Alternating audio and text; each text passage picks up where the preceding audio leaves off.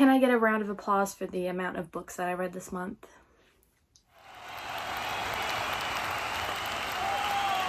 Thank you. Thank you. Hello. Welcome back to my channel. My name is Kenz, and today we are going to be talking about the 11 books that I've read this month.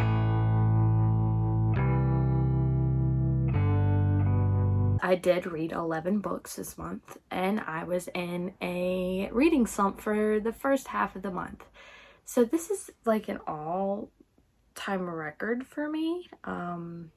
Never read this much in a month before, and for it to have not started until the middle of the month, I just, not to toot my own horn, but I'm tooting it a little bit. I did have one DNF, so I did read 12, but I DNF'd it, so I'm not counting it.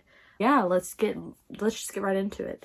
The first book that I read this month is a book that was a carryover from last month, and it was for a reading vlog that I did with the romances, and it was okay. I didn't love it, but that one is Lease on Love by Fallon Ballard.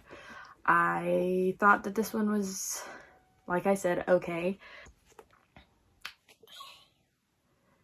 It just felt like it was lacking a lot for me. I don't really know. I didn't vibe with the main character. She didn't give me anything really to work with other than she felt like she had something to prove, and I feel like I've said that so many times, so I'm not really gonna say much about this one.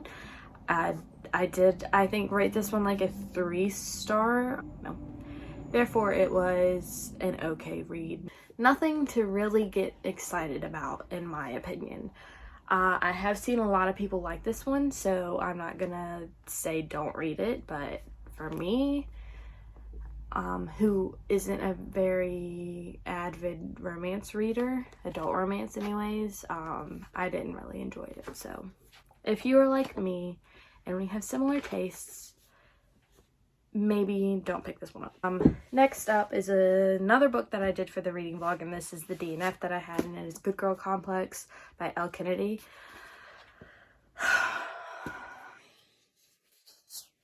Let me just go ahead and take that bookmark right out. I did get to like page 100 or something.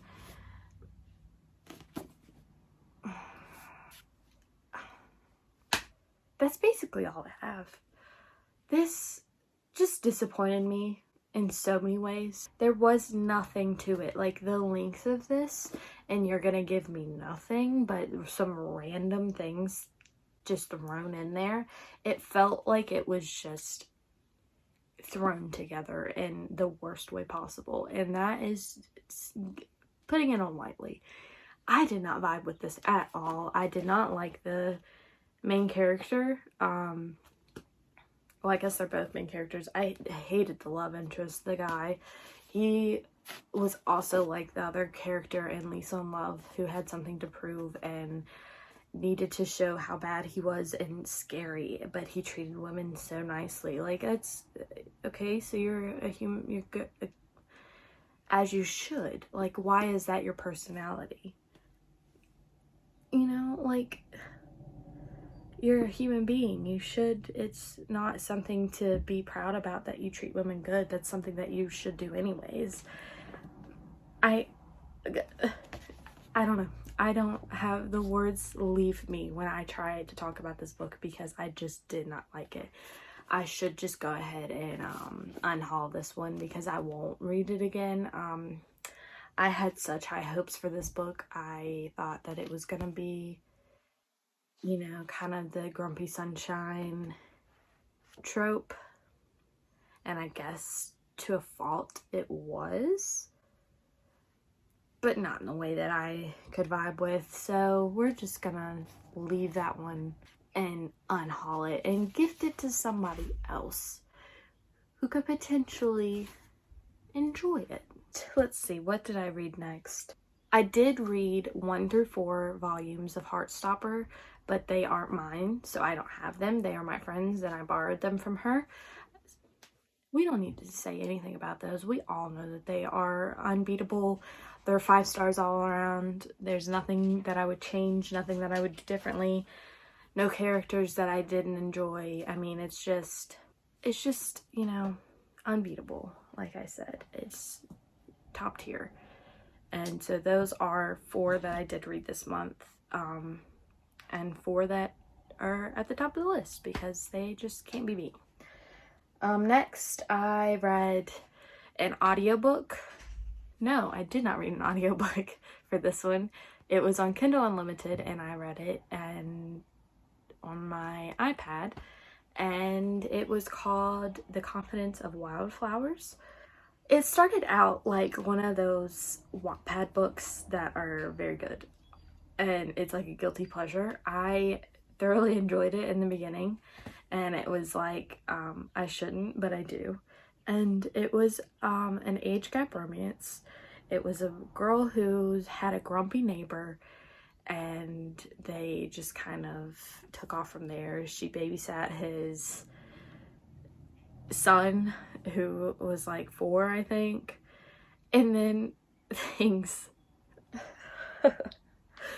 I don't know what happened and why it happened, and like I can't say it because it'll spoil it. But what to sum it up, I gave this one a 2-star.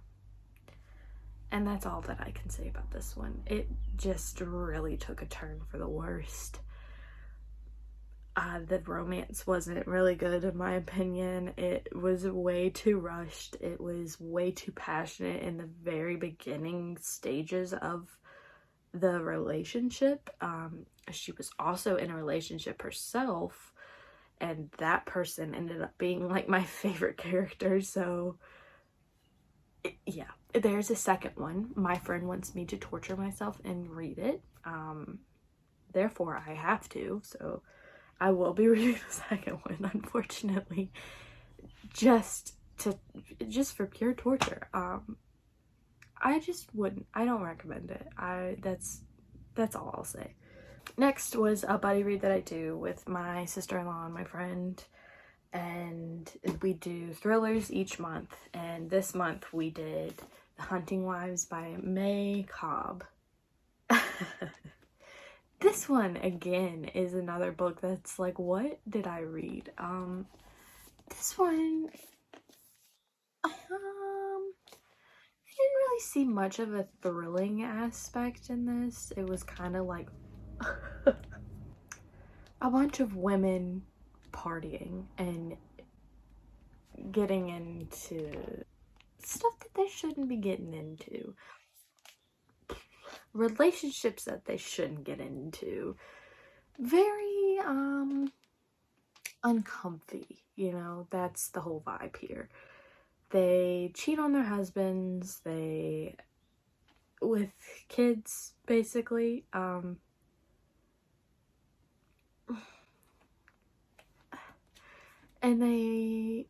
someone ends up dying, and then it's like, well, who did it? And I guess that's the thrilling aspect of it. But also this woman, the main character, is obsessed with this woman named, what was her name? Margot.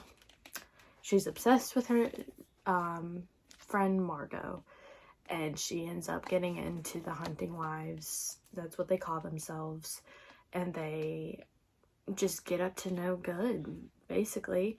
And she's so obsessed with this woman that she's just risking everything, and it made me so angry.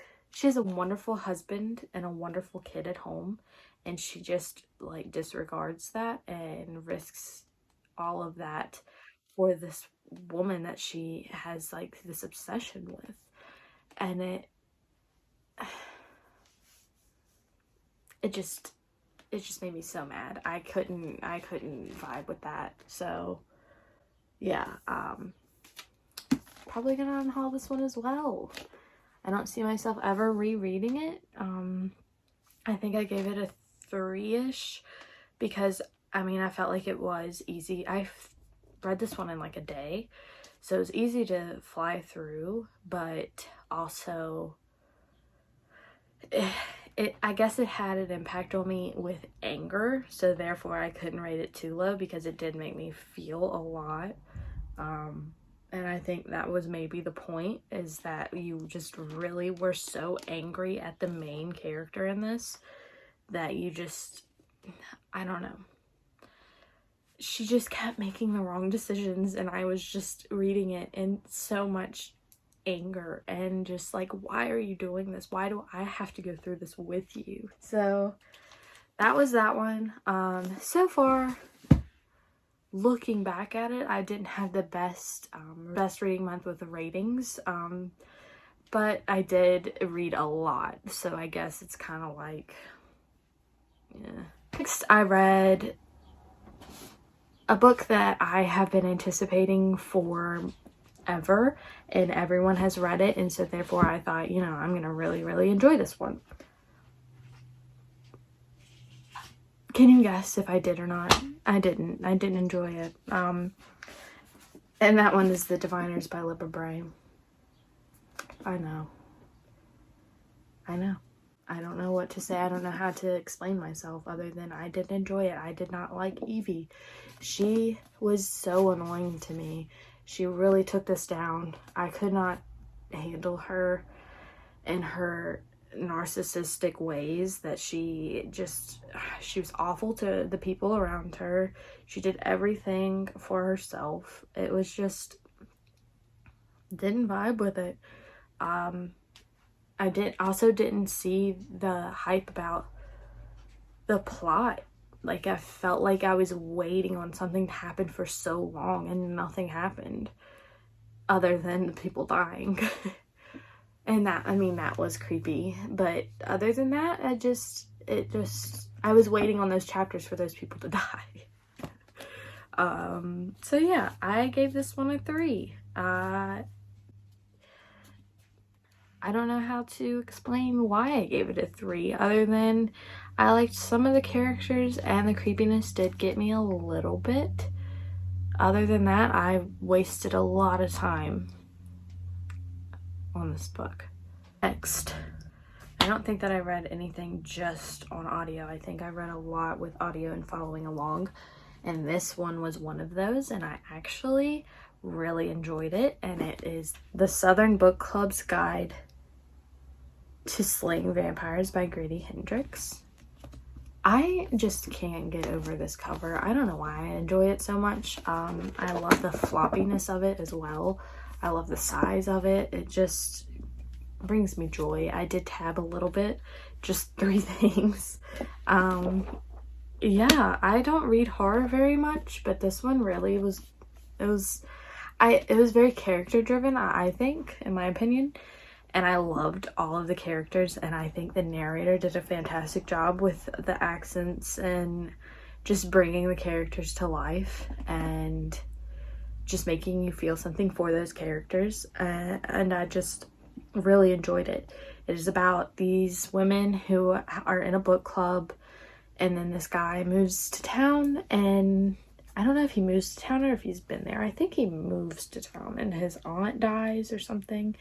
And then the main character starts to kind of help him out. And then these kids start dying.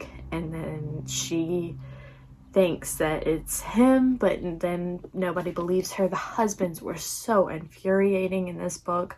They were the ones that were right. They were the ones that knew what was best. They didn't listen to their wives. They thought that they were like crazy, and they were trying to start trouble, drama, and all that. When I tell you, her husband, what was her name? Patricia, I think. Patricia's husband. I could have beat him up. Like, he couldn't catch these hands if he wants to. That's, like, he really just made her out to be crazy, and she literally was just trying to get someone to believe her this whole time. And